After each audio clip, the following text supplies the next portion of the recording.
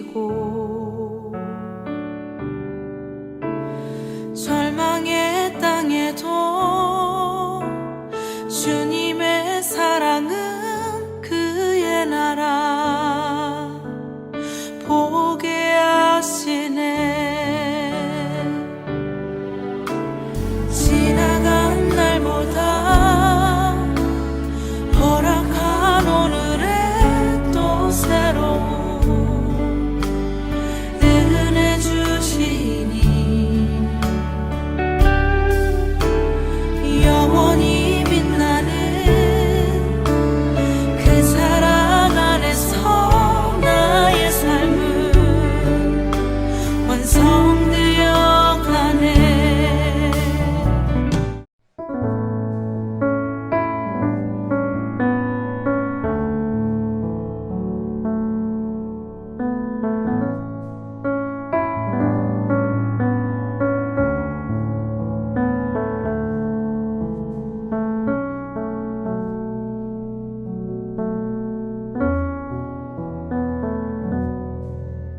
아브라함의 아내 사레는 출산하지 못하였고 그에게 한 여종이 있으니 애굽 사람이요 이름은 하갈이라.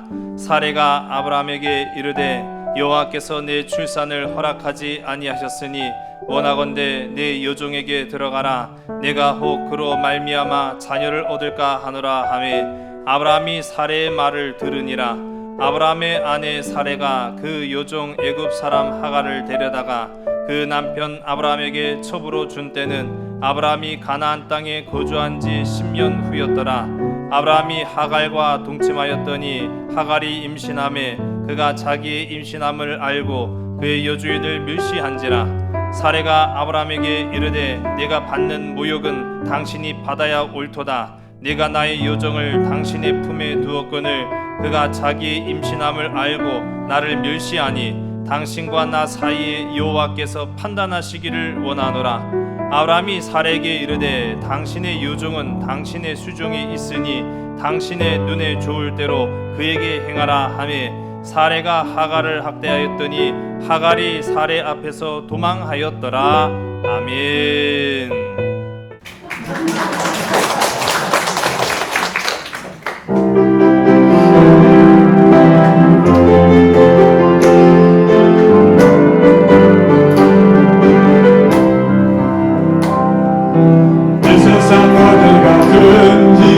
어디서 무엇하든지 나는 주와 함께 동행하리. 능력의 주께서 나를 사랑의 주께서 너를 인도하며 축복하시리. 오 능력의 주님, 오 사랑의 주님, 세상 어디 가든지 어디서 무엇하든지 나는 저와 항상 동행하리.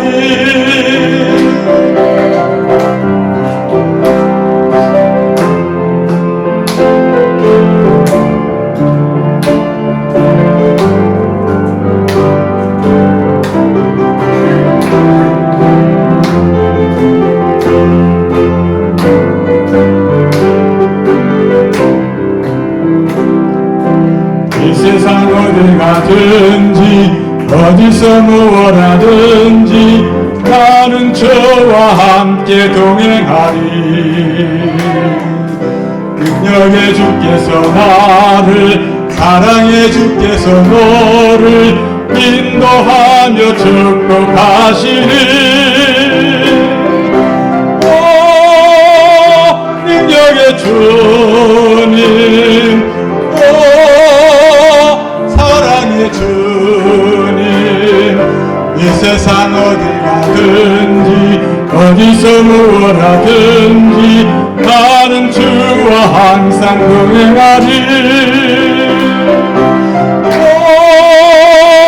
능력의 주님, 오 사랑의 주님, 이 세상 어디 가든지 어디서 무엇하든지 나는 주 항상 동행하리. 아멘. 감사합니다. 여러분 이거 아세요? 제가 한 가지 재미있는 것 알려드릴까요? 우리 비행기, 요즘은 타기가 참 어렵죠. 그런데 이 비행기가요, 대륙과 대륙 사이를 지나갈 때가 있습니다. 가령 우리나라에서 뭐 미국을 간다든지 뭐 그런 경우에 보면은 태평양 바다 위로 비행기가 지나가지 않는데요. 여러분 왜 그럴까요? 예. 여러분, 우리가 상식적으로만 보더라도 직선으로 가야 자로 잰 듯이 그 바다 한가운데를 지나서 직선으로 가야 가장 빠를 것 같잖아요. 그런데 우리가 타는 비행기는 이 태평양 바다 위로 가지 않는다고 합니다. 자, 이거 아직 좀 궁금하시죠? 이거에 대한 이 근거, 뒷받침할 만한 아주 흥미로운 실험이 하나 있는데, 그 실험은요, 공식으로 이렇게 보시면 됩니다. 예, 이해가 다 되시죠? 예, 이것 때문에 직선으로 안 가고 곡선으로 간다는 거예요. 다 이해, 웃음으로써 다, 그 정도야 뭐 하고 다 이해가 되신 걸로 제가 알고 넘어갈까요? 아니에요. 자, 그러면 제가 좀 더 간단하게 그림으로 보여드리도록 하겠습니다. 자, 여기 보면은 이 직선으로 기울어진 경사면이 빨간 선으로 돼 있지요. 또 파란 선으로 보시면은 곡선으로 기울어진 경사면, 이 두 가지가 있습니다. 저 위에는 노란색 공이 놓여져 있어요. 자, 이거를 동시에 직선으로 된 경사면과 곡선으로 된 경사면 위에서 밑으로 떨어뜨려 본 거예요. 자, 어떤 게 더 빨리 내려올까요? 직선이죠. 그렇죠? 우리의 상식으로는 직선이 더 빨리 내려올 것 같아요. 정답은 곡선입니다. 오이? 왜 그런 거 하니? 여러분, 이거를요, 우리 과학적인 용어로는 사이클로이드 곡선이라고 이야기하는데, 이것을 수학에서는 미적분이라고 말합니다. 이 미적분, 이제 쉽게만 말씀을 드릴게요. 우리가 앞서서 비행기가 대륙과 대륙을 지나갈 때 태평양 바다를 일직선으로 가로지르면 직선으로 날아가잖아요. 그럼 더 빨리 갈 것 같은데 그게 더 빨리 못 간다는 겁니다. 그런데 우리 어떻습니까? 직선이 우리는 무조건 빠르다라고 이제 생각을 하는 게 바로 우리 모습이에요. 그게 우리 일반적인 상식이고요. 그러니까 우리가 일반적으로 생각하는 상식과 실제의 일들은 다를 수 있다라는 것을 이야기하는 거예요. 여러분, 인생이 그렇습니다. 여러분, 인생은요, 내가 생각했던 대로 안 될 때가 사실은 더 많아요. 하나님 나라가 그렇습니다. 하나님 나라의 공식은 이렇게 하면 이런 답이 딱 나올 것이다 라고 판단하기 쉬운데, 사실 우리가 세상적 방식으로 하나님 나라의 삶을 살아간다고 한다면 그는 결코 하나님 나라 갈 수 없는 사람이 됩니다. 여기에서 우리 이 힌트를 얻어서 우리 오늘 본문의 말씀으로 좀 넘어가려고 해요. 우리 지난 시간을 보게 되면 하나님은 아브라함에게 내 자손이 하늘의 별과 같을 것이다 약속하셨어요? 안 하셨어요? 하셨죠. 예, 맞습니다. 내 자손이 하늘의 별과 같을 것이다 라고 엄청난 복을 보여주셨어요. 그뿐만 아니라 그 언약을, 약속을 계약으로 맺기까지 하셨습니다. 그러나 어떻습니까? 당장 현실에서는 어떤 변화가 나타났어요? 안 나타났어요? 아무런 변화가 나타나지 않았어요. 예. 하나님께서 저 하늘의 별을 네가 살 수 없지. 그래, 내가 너의 자손들을, 내가 너의 자녀들을 그렇게 많이 줄 것이다 라고 했지만 막상 현실에서는 아무것도 안 된 게 없어요. 이게 사람을 미치고 팔짝 뛰게 만드는 겁니다. 그래서 많은 사람들이 어떤 병에 걸려요? 조급병. 예, 조급해집니다. 많은 그리스도인들이 하나님이 복 주시겠다고 약속은 했는데, 하나님이 책임져 주시겠다고 말씀을 했는데, 지금 당장 내 삶에는 어떤 돌파구도 없고 해결책도 없고, 그러니까요 괜히 막 마음만 조급해지는 거예요. 그런 조급과 두려움, 염려, 근심, 걱정 때문에 우리는요 하나님이 제시한 방향으로 가지 아니하고 어떻게 합니까? 방향을 바꿔버려요. 여러분, 그렇게 되면 더 빨리 갈 것 같죠? 하나님이 주신 방식이 아니라, 하나님이 주신 길이 아니라 내가 직선이 더 빠를 것 같은데? 곧장 가면 더 쉽게 갈 것 같은데 그 길로 노선 변경을 했다가는 자칫 더 오래 걸릴 수 있다는 거죠. 여러분 이해 안 가세요?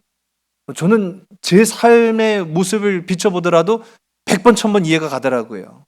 내가 아무리 조바심을 내서 내가 나의 길을 개척한다 할지라도 하나님이 제시한 방법보다 더 빠르지 않더라고요. 여러분 아브라함의 모습을 보겠습니다. 아브라함이요 얼마나 속이 탔겠어요. 여러분 지금 아브라함의 나이가 85세라고 제가 지난 시간 말씀드렸죠. 사레의 나이는 75세입니다.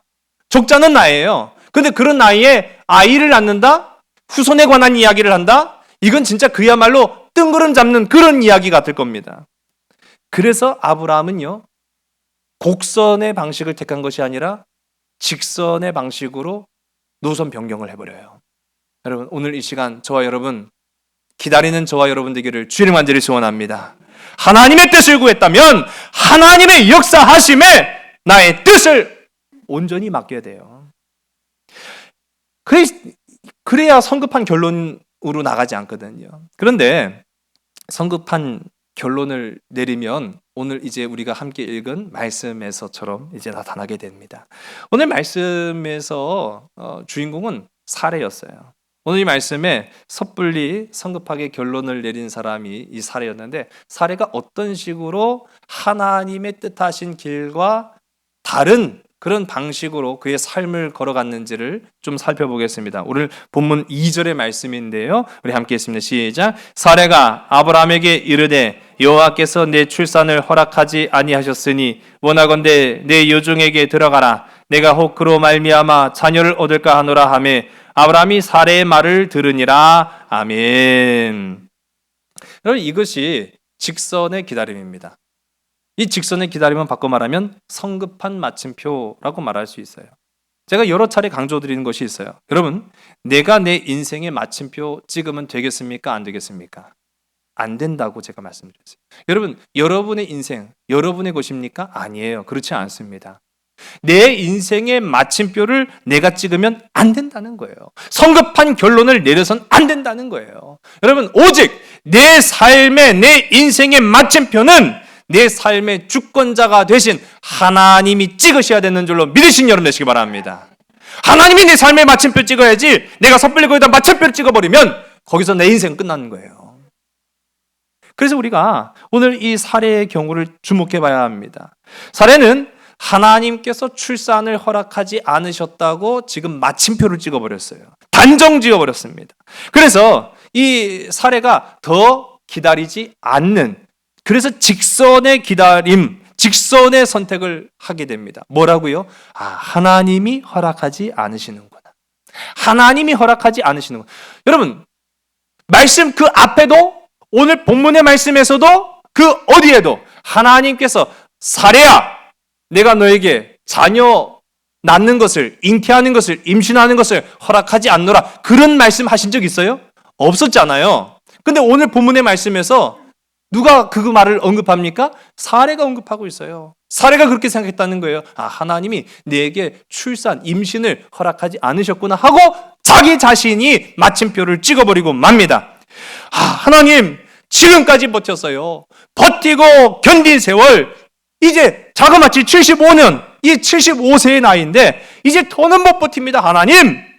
여러분, 그런 오랜 기다림과 낙심, 그리고 마침내는 그 직선의 기다림이, 그 성급한 마침표가 하나님께 대한 원망으로 이어지는 거예요. 섭섭한 마음이 되는 거예요. 성급한 인생의 마침표를 찍는 사람은요, 시험에 듭니다. 믿음의 사람이요, 시험 드는 건 큰 어떤 계기가 있어서가 아니에요. 내가 하나님의 일을 내가 마침표를 찍어버리는 거예요. 안 돼. 못해. 이거는 불가능이야! 라고 마침표를 찍어버리는 순간 시험 드는 거예요. 거기서 낙심이 찾아오게 된다는 사실이죠. 여러분, 그래서 하나님의 사람은 넘겨짚지 않는 그런 믿음의 일꾼들이 다 되시기를 주의 이름 간절히 소원합니다. 여러분, 하나님의 사람은요, 넘겨짚어서는 안 돼요. 하나님의 사람은 단정지어서는 안 돼요. 하나님의 사람은 미루어 짐작해서도 안 돼요. 하나님의 사람은 하나님의 뜻을 끝까지 기다려야 되는 줄로 믿으신 여러분 되시기 바랍니다. 오늘 우리가 이 말씀 우리가 보게 되면 하나님께서 내가 너희 자손들을 저 하늘의 별과 같이 줄 거다. 누구에게 준 약속이에요? 누구에게 줬습니까? 아브라함이죠. 자, 또 그 약속에 관한 언약, 계약을 체결했는데 그 계약을 체결한 당사자는 누구였습니까? 아브라함이었죠. 자, 이 하나님이 주신 말씀과 계약을 맺는 그 모습을 곁에서 가장 가깝게 그리고 면밀하게 그리고 정확하게 바라본 사람이 누구였습니까? 그렇죠. 그의 아내 사레였죠. 여러분 보세요. 사레가 이 모든 장면을 곁에서 봤단 말입니다. 그러면서 이 사레가 마음속에 어떤 생각을 가졌겠습니까? 하나님이 분명히 약속은 하셨지만 이걸 하나님이 아브라함에게 하신 약속이고 아브라함에게 하신 말씀이지 나에게 한 말씀은 아닌 것 같단 말이에요. 그러니까 생각하기를 아브라함은 나이가 85세긴 하지만 아직도 아이를 가질 만한 힘이 있을 것 같은데 가만 생각해보니까 나는 아니거든요. 나는 그런 힘이 없어요. 나는 그런 능력이 없는 것 같아요. 그러니까 이 사례가 생각하기를 문제가 누구에게 있다? 그렇죠. 나에게 있다라고 판단한 거예요. 신랑 아브라함이 문제가 있는 게 아니라 나에게 문제가 있었구나 하고 자기 자신을 끌어내려요. 낙심의 자리로 끌어내려요. 절망의 자리로 끌어내려요. 여러분 오늘 이 시간 기억하시기 바랍니다. 자기 자신을 절망의 자리로 끌어내리지 않는 복된 하나님의 자녀들이 다 되시기를 주의 이름 간절히 소원합니다. 우리 옆에 계신 분들한테 우리 고백합시다. 나는 하나님의 자녀임을 기뻐합니다. 나는 하나님의 복을 받을 것을 확신합니다. 할렐루야. 여러분 하나님의 자녀임에 기뻐하는 여러분 되시기 바랍니다. 하나님의 여러분의 삶을, 여러분의 인생을, 여러분의 자녀들을, 여러분의 기업을 복 주시고 책임져 주신다라는 사실을 확신하는 여러분 되시기 바랍니다. 그런 확신 속에 살아가면은요, 나 때문이야. 내가 죄인이지. 내가 잘못했어. 내가 문제야. 그렇게 할 리가 없다라는 거예요. 지금 사례는요, 자존감이 낮아져도 너무 낮아졌어요. 그러다 보니까 하나님이 하시지도 않은 말을 자기가 내 안에서 지어서 지금 단정 짓고 있어요. 마침표를 찍고 있다라는 거예요. 그러니 내가 문제였어. 그래. 그러면 관습을 따라 이 고대 근동 시대에는요. 관습이 있었어요. 자녀를 낳지 못하면 다른 방법을 통해서라도 자녀를 낳아야만 했습니다. 그래야 후사를 이을 수 있기 때문인 거죠. 그러니까 그래 관습을 따라서 내 여종 중에 하나, 오늘 본문에 나왔죠. 그 여종이 누굽니까? 애굽에서 받아온, 그 애굽에만 안 갔어도, 물론 애굽에 안 갔어도 어떠한 일이 일어날지는 아무도 모르겠지만은요. 어쨌든 간에 그 애굽에서 받아온 노예 여종 하갈을 신랑 아브라함에게 주어 아이를 낳는 것이 이게 또 어떻게 보면 하나님의 뜻일지도 모르겠다. 그렇게 판단해 버린 거예요. 여러분 인생을 여러분 믿음으로 보시기 바랍니다. 여러분 믿음으로 볼 때는요. 결코 믿음에는 차선책이 없다라는 사실을 기억하시기 바랍니다. 하나님의 주신 말씀으로 기준을 삼고 나아가는 저와 여러분 되기를 간절히 소원합니다. 하나님 분명히 주셨잖아요. 하나님 분명히 약속하셨잖아요. 하나님 분명히 보여주셨잖아요. 그런데 지금 여종에 대한 계획은 하나님의 계획은 없었어요. 이건 인간의 생각이었고 인간의 판단이었고 차선책이었어요. 하나님의 판단이 아니었어요. 그런데 지금 이 사례가 어떻게 생각합니까? 어떻게 해서든 아들을 낳을 수만 있다면 또 자녀를 낳을 수만 있다면 그게 하나님의 뜻이겠거니 이게 어떻게 하나님의 뜻일 수 있습니까? 하나님 단 한 번도 그렇게 말씀하신 적이 없었는데요. 이건 믿음이 아니에요. 이건 교만이에요. 여러분 인생의 마침표 찍는 어리석고 교만한 삶을 살지 않는 복된 저와 여러분 되길 간절히 소원합니다. 단정지어서 하나님의 뜻을 넘겨짓는 이 사례의 모습이 어쩌면 오늘을 살아가는 우리의 모습인지도 모르겠다라는 생각을 해보게 됩니다. 뜻대로 안 돼요. 계획한 대로 안 돼요. 노력한 대로 안 돼요. 시간을 투자했는데 그게 그렇게 이루어지지 않아요. 성사되지 않아요. 그러면 우리는 그냥 어물쩍 이게 하나님의 뜻이겠거니 하고 또 자기 마음을 위로할 때가 있어요. 하나님은 그렇게 역사하지 않으셨다라는 사실이에요. 단정짓지 않아야 한다. 여러분, 힘들수록, 그래서 마음이 조급해질수록 하나님의 뜻을 내 멋대로 해석하지 않는 저와 여러분, 하나님의 뜻을 따라 걸어가고 살아가는 우리 모두가 되기를 간절히 소원합니다. 우리 옆에 계신 분들한테 우리 서로 고백합시다. 하나님 뜻대로 삽시다. 여러분, 하나님 뜻대로 살아가기를 간절히 소원합니다. 여기에요. 이 사례도 사례이지만은 하나님으로부터 가장 확실한 약속을 받고도 그 마음의 조급함을 떨쳐내지 못해서 불안하고 초조한 한 사람이 또 있습니다. 누굽니까? 아니에요. 바로 저와 여러분입니다. 여러분, 진짜예요. 우리가 이토록 확실한 약속을 받고도 우리의 삶을 보면 늘 불안해요. 늘 초조해요. 늘 염려가 우리의 눈앞을 가리고 우리의 손발을 떨게 만듭니다.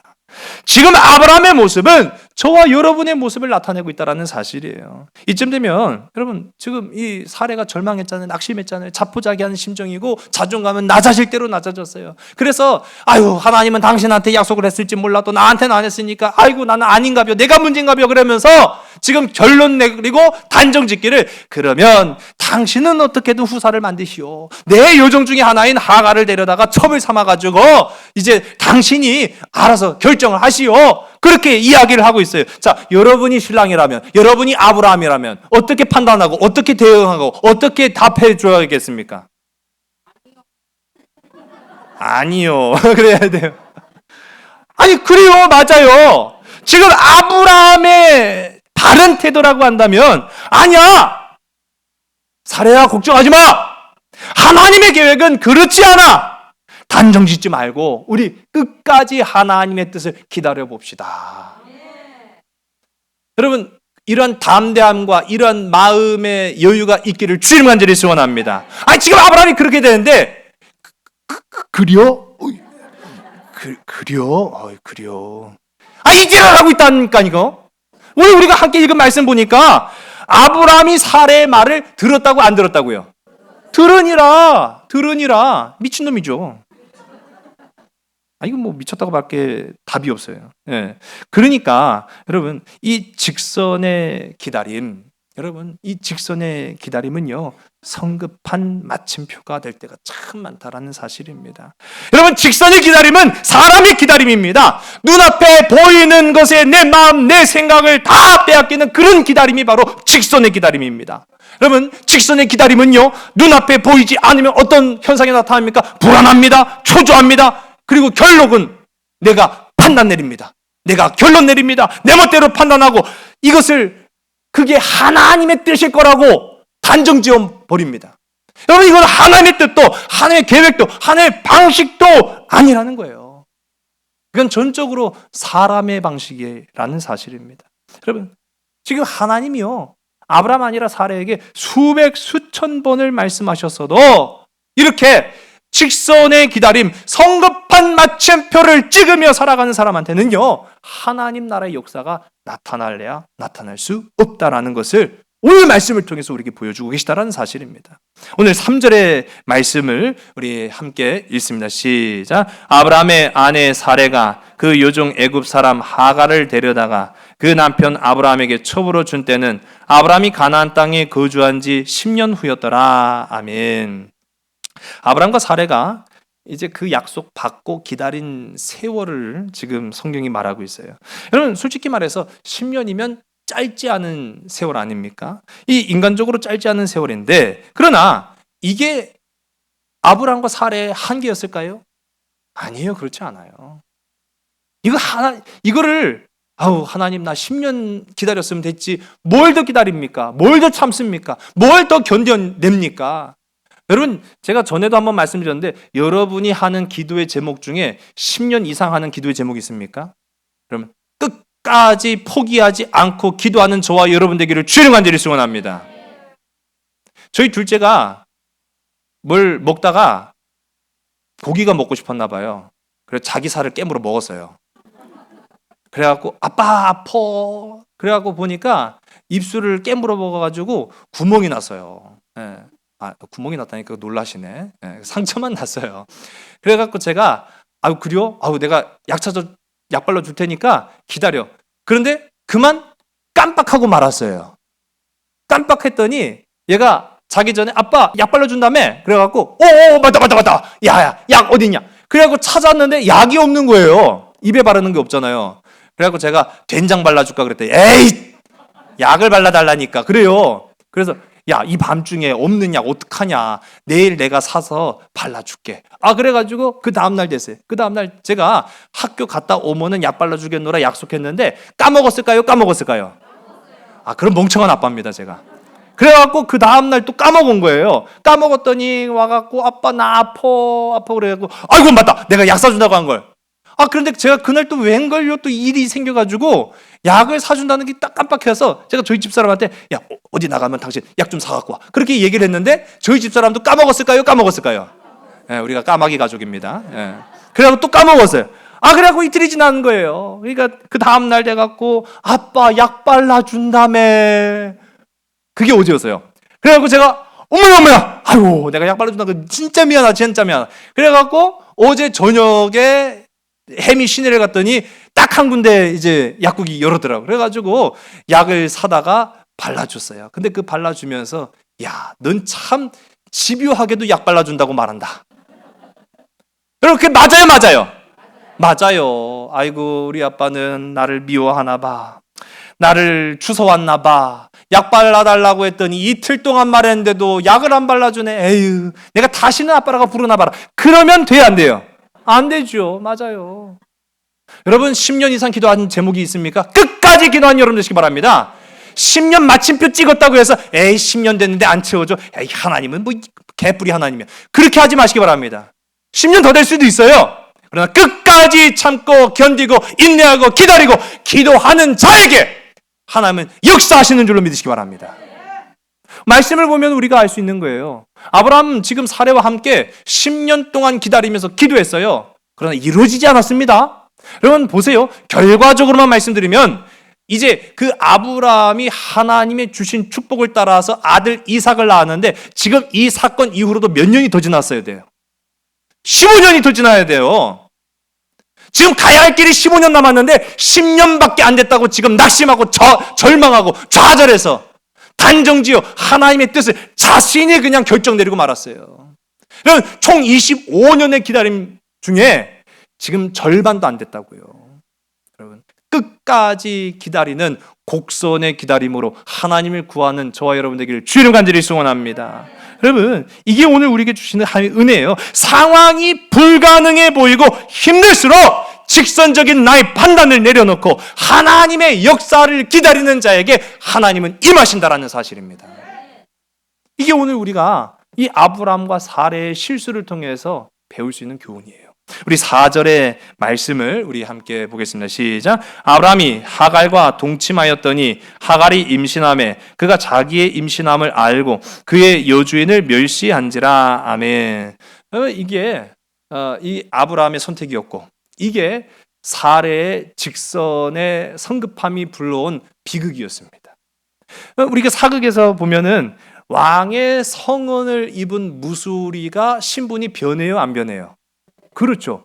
왕의 성언을 입으면은 이제 더 이상 무수리가 아니라 이제 왕의 첩이 되는 겁니다. 뭐 후궁이 될 수도 있고요. 또 왕후가 될 수도 있어요. 경우에 따라서는. 어쨌든 간에 신분이 바뀌어요. 신분이 바뀌는데 우리 화면 보시면은 옷만 바뀌는 게 아니라 그의 신분이 바뀌게 돼요. 근데 거기다가 이제 왕의 자녀를 잉태하면 임신하면 어떻게 됩니까? 위상이 달라지는 거예요. 지금 뭐 똑같을 수는 없지만 사례와 하갈의 경우가 그랬다라는 사실이에요. 성급했던 이 사례와 아브라함의 판단, 그들이 낳은 이 결과는요, 그들이 생각한 결말이 아니었습니다. 자식 낳고 그냥 아주 기쁘고 행복하고 웃음꽃이 넘쳐나고 하하호호 하면서 행복하게 살았더라 끝 아니잖아요. 이 가정이 큰 불씨가 됩니다. 여러분 우리도 그럴 수 있어요. 내가 판단하지요, 내가 결론 내리지요, 내가 성급하게 이것을 마무리 짓겠다고 생각하지요. 그러는 순간부터 내가 생각했던 대로 이 인생의 방향이 흘러가지 않고 있는 것을 보게 됩니다. 오늘 말씀해 보면 이전에 없던 문제까지 더하여 생기는 그런 모습들을 우리가 보게 되는 거죠. 이 여종 하갈이 임신하면서 그 주인 사례를 어떻게 했다고 했다고요? 그렇죠. 멸시했다고 합니다. 태도가 달라진 거예요. 전에는 주인 어른, 주인 마님 뭐 그렇게 했을 거예요. 그리고 솔직히 생각하면은 하갈이 이 사례보다 훨씬 어린 거 아니에요. 그 훨씬 어리니까 거기에 대고 뭐 무슨 뭐 반한다거나 뭐 대꾸를 한다거나 그럴 일은 만무하지 않겠습니까? 더군다나. 그런데 이제 내가 아브라함의 자녀를 내가 가졌어요. 그러니 말과 행동이 달라지기 시작합니다. 안방마님 행세를 하면서 사례를 업신여긴 거예요. 멸시한 거죠. 여러분 이 사례가 자존심의 상처가 났겠죠. 네, 엄청났다라는 걸 우리가 말씀만 보더라도 알 수 있는데 우리 5절의 말씀을 우리 함께 보겠습니다. 우리 다 같이 읽습니다. 시작. 사례가 아브라함에게 이르되 내가 받는 모욕은 당신이 받아야 옳도다. 내가 나의 여종을 당신의 품에 두었거늘 그가 자기 임신함을 알고 나를 멸시하니 당신과 나 사이에 여호와께서 판단하시기를 원하노라. 아멘. 저는 이게요 아주 눈앞에 막 선하게 그려집니다. 막 사례가요 얼굴이 울그락불그락해져 갖고 아브라함한테 다짜고짜 그러더니 당신 때문이야! 주무시는 분들 다 깨셨죠. 네. 이게 다 너 때문이야! 그러니까 이 아브라함이 막 어안이 봉봉 왜? 뭐 때문에 무슨 일이 있어? 그러니까 이게 다 너 때문이라고! 아이고 내 인생 돌려둬! 돌아가겠어요? 그러면서 이거 무슨 자초지종을 설명을 해야지 내가 이해를 하든지 무슨 뭐 편을 들어주든지 할 거 아니야. 그랬더니 뭐 하갈 보면 몰라? 하갈이 주인이지 내가 주인이야? 막 하면서 막 역정을 내기 시작하는 거예요.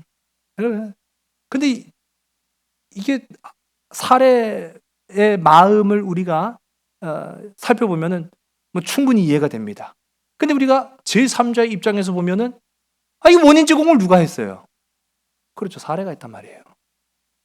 원인 제공자는 사례인데 지금 이 원망의 화살을 다 아브라함에게 지금 쏟아놓고 있어요. 이거 다 네 탓이야. 이 치욕, 이 모욕은 네가 받아야 되는데 지금 내가 그 치욕을 받고 있어. 막 하면서 원망의 화살을 날리는데 아주 여러분 이 5절의 말씀을 주목해서 보면은 이 원망의 화살이 아브라함에게 향하는 듯하지만 마지막에 가서는 누구에게로 향하고 있습니까? 그래요. 하나님께 향하고 있다는 거예요. 내가 이렇게 억울한 거, 내가 이렇게 원통한 거, 내가 이렇게 모욕과 수치를 당하는 거 이거 다 하나님 때문이에요. 라고 지금 하나님을 원망하고 있는 거예요. 여러분 이게 뭐 적반하장이죠. 일은 지가 망쳐놓고 책임은 누구한테 지라고 하고 있는 거예요. 하나님이 책임져요. 하나님 때문이니까 하나님이 책임져요 라고 하는 이러한 사례의 모습들 우리가 이 창세기의 말씀을 통해서 보면은 하나님이요 믿음의 사람 아브라함으로 다듬어 가시기도 했지만 또 한편으로 보면은 믿음의 사람 믿음의 어머니 사라가 사례였을 때에도 하나님은요 이 사례를 사라로 다듬어 가셨는 줄로 믿으시기 바랍니다. 이 말인즉슨 앞서도 하나님께서 저 하늘의 무뼈를 봐라. 네가 다 셀 수 있니? 아니요, 셀 수 없습니다. 내가 내게 이와 같이 많은 무수한 자녀를 허락해 주겠다라고 한 그 약속은 아브라함에게만 한 약속입니까? 아니면 사라에게도 한 약속입니까? 그렇죠. 사라에게도 한 약속이에요. 하나님께서 아브라함에게 야, 네가 이제 가축을 가져와라. 나랑 계약을 맺자. 내가 영원토록 이 약속이 변치 않는다라는 사실을 너로 알고 보여주리라 라고 하신 이 언약은 아브라함하고만 맺은 약속입니까? 아니면 사레하고도 맺은 약속입니까? 사레하고도 맺은 약속이었다라는 거예요. 우리가 이 부분을 보면 우리가 알 수 있는 거예요. 그런데 우리는 어떻게 합니까? 판단합니다. 우리가 결정짓습니다. 우리가 단정짓습니다. 성급하게 그냥 내 인생이라고 생각해서 급히 어떻게든 해보려고 발버둥을 칩니다. 결국은 일은 내가 다 망쳐놓고 하나님 앞에 물어내라고 책임지라고 원망하고 있는 이 모습이 바로 사례의 모습이 아니라 오늘 우리의 모습이다라는 것을 보는 거예요. 여러분, 이제 우리가 직선의 기다림은 사람의 기다림이지만 곡선의 기다림은 하나님의 기다림인데, 그럼 어떻게 우리가 이 곡선의 기다림을 가질 수 있느냐? 우리 한번 따라해보겠습니다. 하나님을 신뢰해야 합니다. 여러분, 곡선의 기다림은 다른 거 없어요. 하나님을 끝까지 신뢰하는 자가 곡선의 복을 받는 줄로 믿으신 여러분 되시기 바랍니다. 여러분, 이렇게 하지 않고요, 하나님을 신실하게 믿지 않고 기다리지 않으면 어떤 결과가 찾아오느냐? 악순환이, 우리의 삶의 악순환이 계속 반복되는 거예요. 문제가 해결되는 것이 아니라 문제 위에 문제가 더 얹어집니다. 걱정 위에 걱정이 더 얹어집니다. 염려 위에 염려가 더 얹어지게 된다는 것을 우리가 보게 되는 거예요. 우리 6절의 말씀이죠. 우리 6절 말씀 함께 읽습니다. 시작. 아브라함이 사레에게 이르되 당신의 여종은 당신의 수중에 있으니 당신의 눈에 좋을 대로 그에게 행하라 하매 사레가 하갈을 학대하였더니 하갈이 사레 앞에서 도망하였더라. 아멘. 아내의 이런 아주 느닷없는 원망을 듣고 당황한 아브라함이 보인 태도, 반응이 이제 오늘 우리가 함께 읽은 6절의 말씀이에요. 어떻습니까? 리더다운 면모를 보이고 있습니까? 아니면 겁쟁이다운 면모를 보이고 있습니까? 겁쟁이도 이런 상한 겁쟁이가 없죠. 아니, 어쨌든 원인 제공자는 사례였을지라도 거기에 맞장구 친 건 누구예요? 그렇죠, 아브라함이었어요. 아브라함 선에서 얼마든지 우리 직선의 판단을 내리지 말고 하나님의 곡선의 기다림으로 끝까지 믿고 신뢰함으로 살아가 보자 라고 했으면 이 지경 안 됐단 말이에요.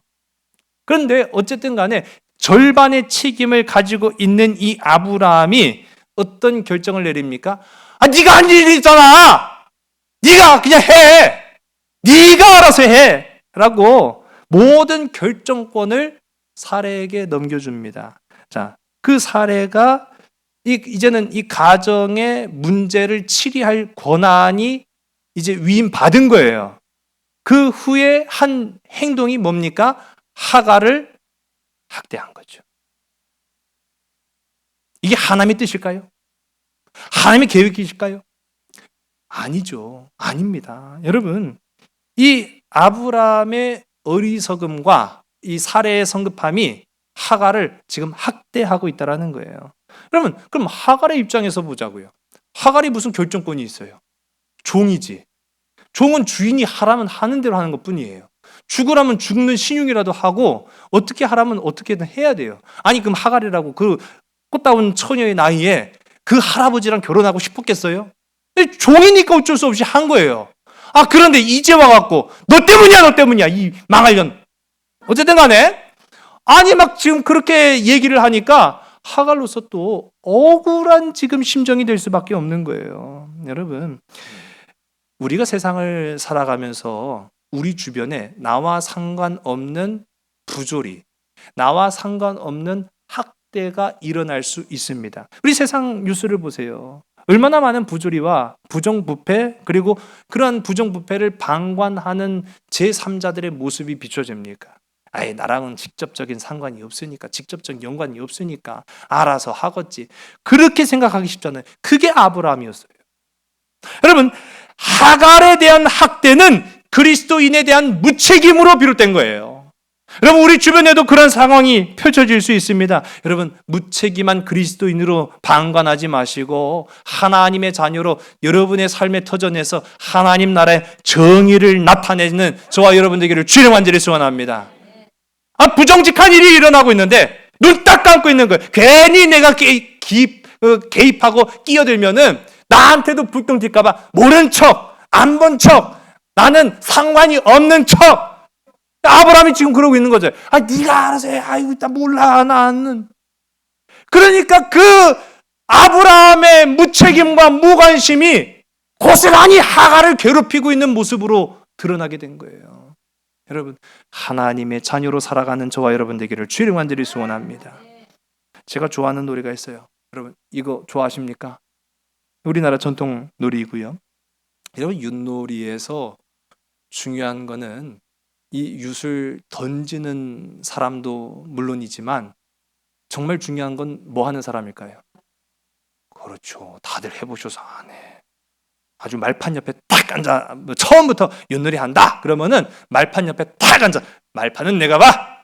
딱 그러는 분들이 계세요. 예. 그런 분들 책임감 있는 분들이에요, 보면은. 그런데 우리가 그렇죠. 맞아요. 윷을 던지는 것도 중요하지만 그것만큼 더 중요한 것은 바로 이 윷판을 지휘하는 사람입니다. 이 나온 개수에 따라서 판단하는 거예요. 직선으로 갈지, 돌아서 갈지, 업고 갈지, 잡아먹을지. 우린 보통 잡아먹는 거 좋아해요. 잡아! 잡고 또 뛰어! 막 우리 아주 그냥.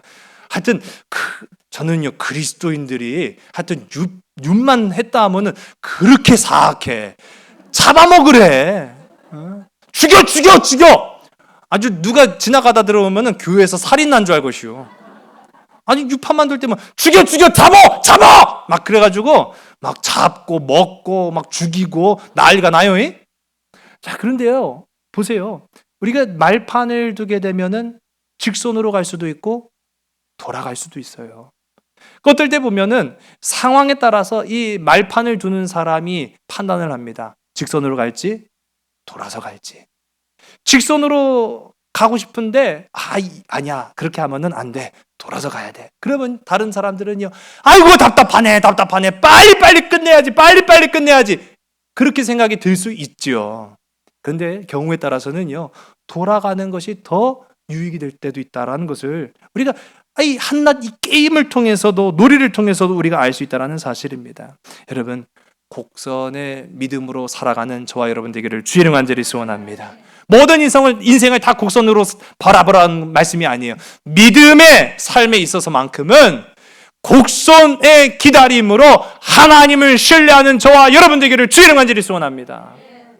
우리가 이제 말씀 가운데 보면은 우리 예수님의 모습이 바로 곡선의 인생이었어요.